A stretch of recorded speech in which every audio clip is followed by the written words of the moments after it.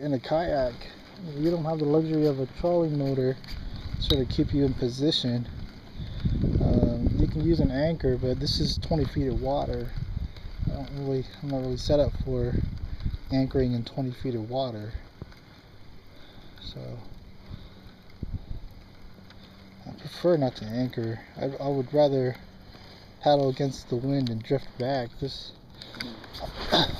just makes it easier. You don't have to worry about untangling your anchor. Oh, fish on! Oh yeah!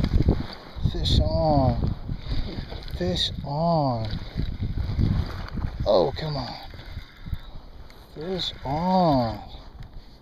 Come on! Come on! Fish on! Yeah! It's game time here, Joel. Fish on! I think this guy's probably 12 inches or so.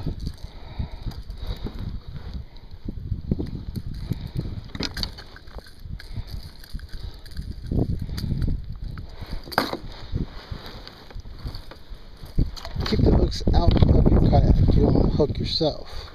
Alright, so here we go.